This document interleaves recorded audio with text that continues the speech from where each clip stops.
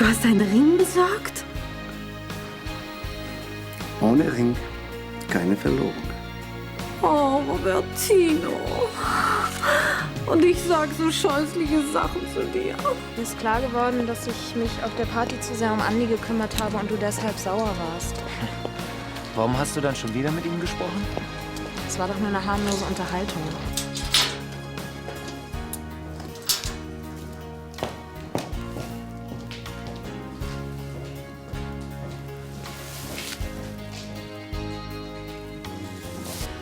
Puh, das war ganz schön knapp. Ja. Hey, du bist ja total verrückt! Richtig, und zwar nach dir.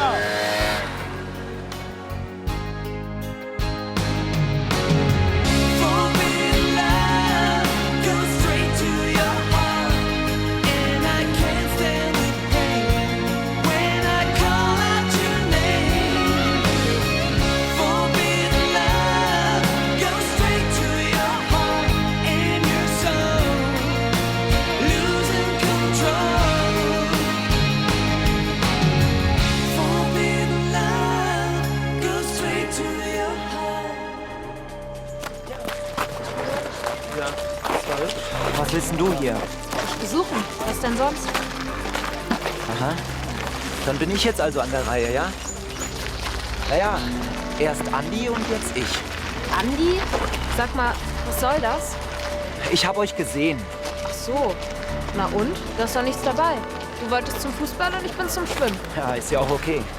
Nur denk bloß nicht, dass ich jetzt springe, nur weil er keine Zeit mehr hat.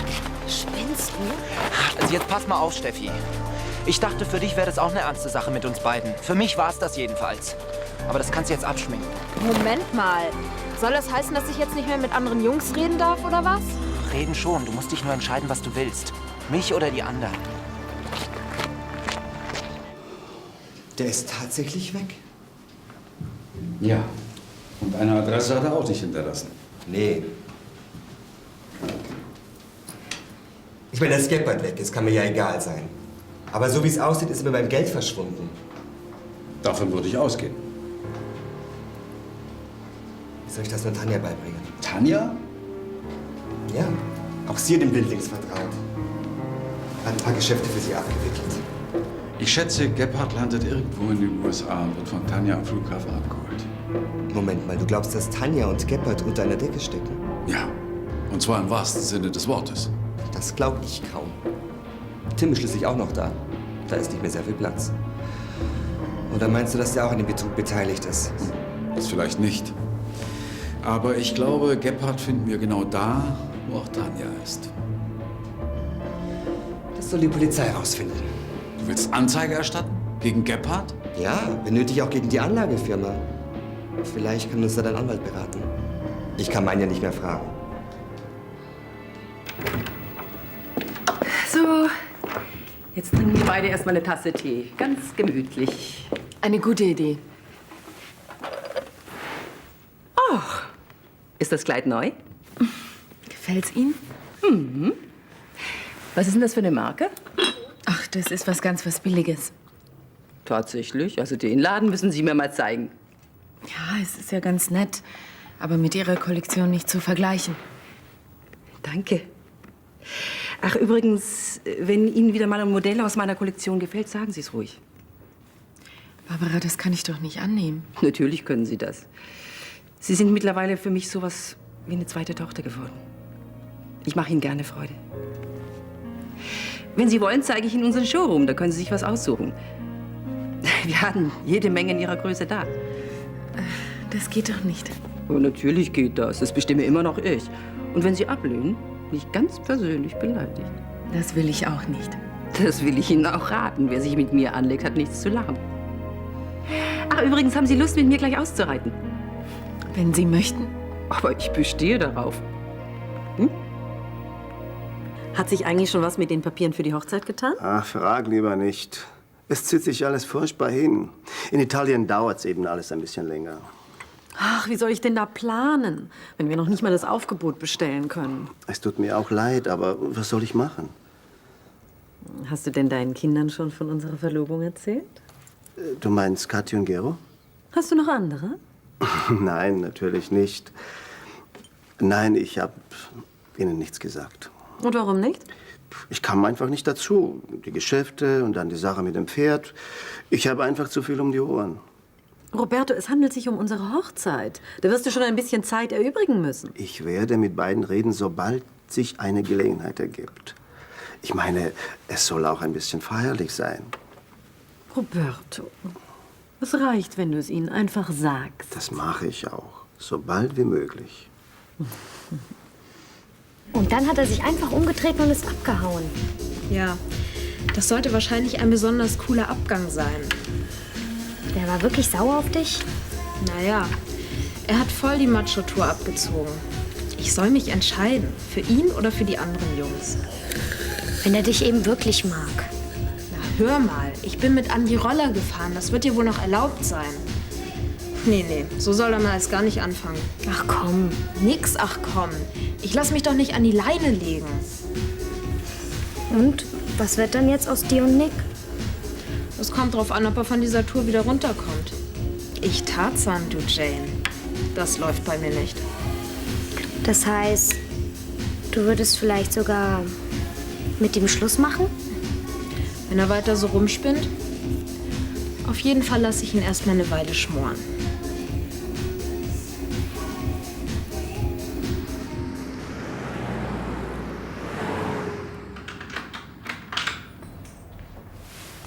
Und? Wie war die Wohnung? Schön. Aber? Zu teuer? Nein, die Miete hätten wir locker geschafft. Also, wo ist das Problem? Das Problem ist der Vermieter. Er vergibt die Wohnung nicht an zwei Männer. Das ist nicht dein Ernst. Doch. Er wohnt im selben Haus, er hat kleine Kinder und deswegen will er uns nicht. Aber wir sind doch keine Kinderschänder. Den Unterschied kennt er nicht. Unglaublich. Und da glaubt man immer, es sei heute völlig normal, dass Schwule zusammenziehen. Nicht hier in Düsseldorf. Naja, dann lass es uns doch in Köln versuchen. Ist auch schön. Ja, aber Köln ist so weit zu fahren. Ehe wir nichts finden? Ich sehe aber nicht ein, warum ich den Wohnort nach der Toleranz der Leute aussuchen soll. Ich meine, da könnten wir genauso gut nach San Francisco auswandern. Oder Amsterdam. Naja, wir können natürlich nach Amsterdam. Ist nur auch ein bisschen weit zu fahren. Machst du mal auf? Wenn's sein muss.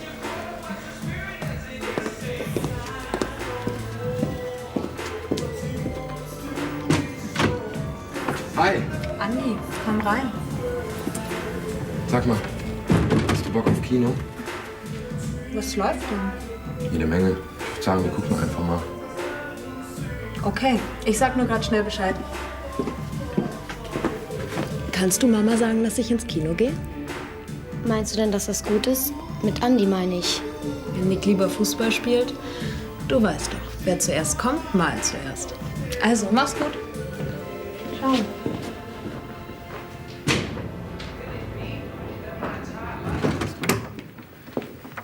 Entschuldigung. Wir wollen mit Rajan essen. Wollen Sie mitkommen? Nein, ich habe keine Lust. Aber nicht, dass Sie sich hier langweilen, so ganz alleine. Ich bin froh, wenn ich ein bisschen alleine bin. Ich muss über einiges nachdenken. Haben Sie Probleme? Probleme wäre ein bisschen viel gesagt. Ich meine wegen Ihrer Scheidung. Wie kommen Sie darauf? Es könnte ja sein. Also mich hat das damals schon sehr belastet. Obwohl ich froh war, von Roberto geschieden zu werden. Es geht mir tatsächlich sehr an die Nieren. Hoffentlich habe ich es bald hinter mir. Es wird nicht mehr lange dauern. Und dann werden Sie einem Mann begegnen, der Sie über alles hinweg tröstet. Hm? Wollen Sie nicht doch mitkommen, anstatt zu grübeln? Christoph würde sich sehr freuen. Nein, ich bleib lieber hier. Na gut, wie Sie wollen. Dann wünsche ich Ihnen einen schönen Abend. Grüßen Sie Rajan und Christoph von mir und viel Spaß. Danke. Gleichfalls. Sind das alles deine Kunden? Schön wär's. Das sind unsere Hochzeitsgäste. Du hast eine Liste aufgestellt, aber wir haben noch gar keinen Termin. Ja, die Liste muss ich so oder so machen. Fange ich lieber rechtzeitig an. Ich will ja niemanden vergessen. Aber das ist halb Düsseldorf. Ja, ich habe mir geschworen, wenn ich nochmal heirate, dann ganz groß. Denk doch nur an die Geschenke, die mitbringen werden. Und du kennst all diese Leute persönlich? Mehr oder weniger? Na, überleg mal, was das kostet, alle diese Leute zu bewirten. Ja, ein paar 10.000 wird das schon kosten. Wieso ist dir das zu viel? Für das Geld könnten wir eine Weltreise machen. Die machen wir so oder so. Aber deshalb verzichte ich nicht auf ein rauschendes Fest. Na, das sollst du ja auch gar nicht. Außerdem betrachte ich so eine Feier auch als Investition. Denk doch nur, wenn sich 300 gut betuchte Leute bei uns wunderbar amüsieren. Nur 80 davon kommen später zu mir in die Galerie und kaufen vielleicht ein Bild. Hat sich die Sache schon gelohnt. Na, so habe ich das ja gar nicht gesehen. Und das will ein Geschäftsmann sein. Du kannst noch viel von mir lernen. Ich glaube auch. Natürlich. Diese Leute sind auch für dich sehr wichtig. Wenn du meinst. Ich werde auf jeden Fall bei den italienischen Behörden Druck machen, was meine Papiere angeht. Es wäre doch gelacht, wenn ich das nicht hinkriegen würde.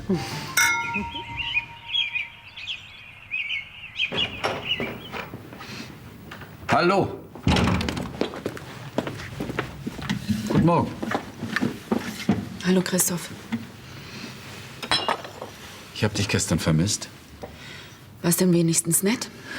Mit dir wär's netter gewesen. Christoph, bitte. Was hast du denn? Ich will das hier nicht mehr. Ich hätt's auch lieber, wenn wir allein wären. Auch wenn es nur darum ginge. Ich kann diese ganze Situation nicht mehr ertragen. Mir wird das einfach zu viel. Barbara ist so nett zu mir und sie ahnt überhaupt nichts. Und wir gehören zusammen. Du bist mit ihr verlobt. Und solange das so ist, kann ich nicht so tun, als wäre sie Luft. Also gut, ich werde mit dir reden. Nein. Ja, was denn?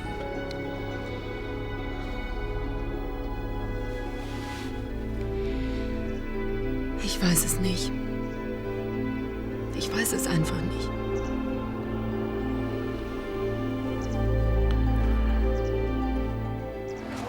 Hallo, ihr zwei. Hallo, Nick. Tja, man sieht sich. Was sollte das denn jetzt? So? Wieso redest du nicht mit ihm? Muss ich das? Na, hängt der Haussegen schief? Wieso? Ich dachte nur. Da würde ich aber vorher den Kopf einschalten. Bleib mal cool, ja? Du bist doch mit Nick zusammen, oder nicht? Weiß nicht. Tja, also wenn du das nicht weißt, dann wissen wir das auch nicht. Komm. Hallo. Na, wie geht's? Hey, na, alles klar? Bei uns schon. Bei dir? Ja, könnte nicht besser sein. Guck dir die an. Die Aasgeier. Wieso? Hättest doch sagen können, dass du mit ihm zusammen bist. Dann würden sie bestimmt die Finger von ihm lassen. Entschuldigt, aber ich musste auf eine dringende Lieferung noch warten. Bitte schön, für Sie, mein Herr. Ein Geschenk? Mach's auf. Ja. Oh. Barbara. Gefällt sie dir? Ja, toll. Die zieh ich nachher gleich mal an. Na klar. Und wie fühlt sie sich an? Na, fantastisch. Kaschmir, was? Genau. Und das ist dazu da, dass keiner auf die Idee kommt, sie sich auszuleihen. Der wird es dann auch mit mir zu tun bekommen. Aha. Aha. Dann kriege ich sie also auch nicht. Bei dir würde ich eine Ausnahme machen. Oh, danke. Danke, Barbara. Vielen Dank. Entschuldigt mich bitte, mir ist gerade was eingefallen. Wollen Sie nicht essen? Nein, fangt schon an. Hey. Ina, dich wollte ich gerade anrufen. Ehrlich? Guten Tag. Hallo. Guten Tag. Sollen wir noch ein Gedeck auflegen? Nein, ist nicht nötig. Ich muss mit Ela was klären. Es geht um die Uni. Kommst du? Jetzt? Ja, sicher. Wiedersehen. Wiedersehen.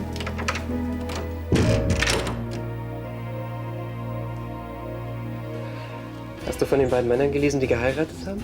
Wo soll das gewesen sein? In Dänemark? Nee, hier bei uns. Richtig, mit Pfarrer. Ach. Pastor Eggers sprach seinen Segen über die beiden Männer, nachdem er betont hatte, dass die Kirche allen Menschen offen steht. Ach, ist nur die Frage, ob die Kirche das auch so sieht. Ja, wohl kaum. Ich kann mir schon Leserbriefe vorstellen, die an die Zeitung geschrieben werden. Sodom und Gomorra. Ja, genau. Der Untergang des Abendlandes. Dabei ist das so ungerecht. Ich meine, stell dir mal vor, du kommst ins Krankenhaus. Glaubst du, ich würde irgendeine Auskunft kriegen? Aber das ist doch bei unverheirateten Paaren auch so. Ja, aber die haben wenigstens noch die Möglichkeit zu heiraten. Stimmt. Würdest du es denn wollen? Heiraten, meine ich. Wenn Schwule heiraten können, würdest du mich dann zum Manne nehmen? Markus, das ist doch eine völlig hypothetische Frage. Ich frage aber trotzdem. Würdest du mich heiraten? Geht das sowieso nicht. Warum? Wir können doch den Pfarrer aus der Zeitung fragen. Ich brauche keinen Ausschein und auch keinen Segen. Warum regst du dich dann so auf? Dann kann es dir doch egal sein, ob Schwule heiraten oder nicht. Es geht mir ums Prinzip. Nur weil ich für die Gleichberechtigung der Schwulen bin, heißt das noch lange nicht, dass ich dich heiraten will. Schade eigentlich. Ich find's schön. Ja, ich hab dir gesagt, dass du Probleme kriegst. Du hättest schon längst ausziehen sollen. Das wollte ich ja auch. Aber Christoph hat mich zum Bleiben überredet. Er meinte, wir sollen versuchen, normal miteinander umzugehen. Es ging natürlich nicht. Bei der nächsten Gelegenheit haben wir uns wieder geküsst. Eigentlich müsste man dir ja gratulieren. Wer liebt denn so einen Mann? Und er liebt dich auch. Ja, nur leider ist Barbara da. Das kompliziert die Sache ein wenig. Wie seht ihr eigentlich das mit Barbara? Er wollte sich sofort von ihr trennen. Nicht schlecht. Immerhin scheint er es ernst zu meinen. Wenn es nach ihm ginge, wären wir bereits verheiratet. Naja, noch bist du nicht geschieden.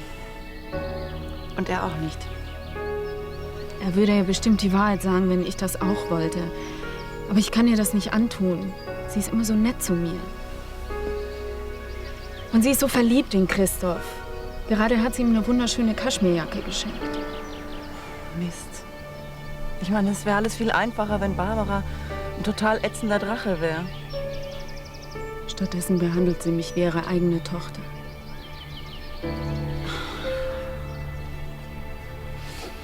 Ich muss mit Christoph reden, das kann so nicht weitergehen. Was sage ich ihm bloß? Hallo. Ist Steffi schon fertig? Fertig? Wofür? Wir wollten schwimmen gehen. Heute? Bist du sicher? Ja.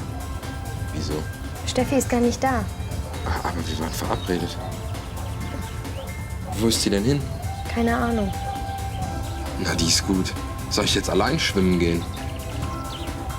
Hat sie gesagt, wann sie wiederkommt? Willst du hier auf sie warten? Nee, lass mal. Ich kann ihr nachher sagen, dass du hier warst. Sie ruft dich dann bestimmt an. Mal sehen. Also, ciao. Ciao. Hey, Nick! Ich muss dir was sagen. Tut mir leid, aber wie du siehst, habe ich im Moment keine Zeit. Bitte, es ist wichtig. Fang schon mal an, ich komme gleich nach. Ich dachte, du redest nicht mehr mit mir. Wie kommst du denn da drauf? Naja, heute in der Schule sah es ganz so aus. Ach komm, das hast du doch nicht ernst genommen. Ach so, das war ein Witz. Klar. Sorry, aber das habe ich nicht verstanden. Weißt du, manchmal bin ich da oben ein bisschen langsam. Also, was gibt's denn so Wichtiges? Du hast doch gestern gesagt, ich soll mich entscheiden. Das habe ich jetzt getan. Und? Kannst du es dir nicht denken? Ich habe mich natürlich für dich entschieden. Du meinst, keine anderen Jungs mehr? Genau. Und Andi? Ach, vergiss ihn. Der ist eine Null. Und warum bist du dann mit ihm rumgezogen? Vielleicht wollte ich sehen, wie du darauf reagierst. Du wolltest mich eifersüchtig machen? Kann schon sein. Nett. Woher sollte ich denn sonst wissen, dass du es ernst meinst? Naja, ich hab's dir gesagt. Sagen kann das jeder. Ich wollte sehen. Ach so, dann hätte ich ihm vielleicht eine reinhauen sollen. Auch eine Möglichkeit. Aber mir ein Ultimatum zu stellen, war auch schon nicht schlecht. Das hätten sich die meisten nicht getraut. Na, da habe ich aber Glück gehabt. Gut, dass du es einsiehst. Du willst mich also hier auf Friedenau allein lassen? Ja, ich muss ein bisschen Abstand kriegen. Aber warum? Wir mögen uns doch. Und was ist mit Barbara? Sie liebt dich. Und was machen wir? Wir betrügen sie nach Strich und Faden. Ich wollte ihr von Anfang an die Wahrheit sagen. Du warst dagegen. Weil ich sie nicht verletzen will. Außerdem geht mir das alles viel zu schnell. Aber wieso? Wir mögen uns, wir lieben uns. Christoph, das ist nicht so einfach. Wenn du dich jetzt von Barbara trennst, dann gibt es kein Zurück mehr. Du solltest das nicht überstürzen. Ich bin alt genug, um die Tragweite meiner Entscheidungen selbst einschätzen zu können.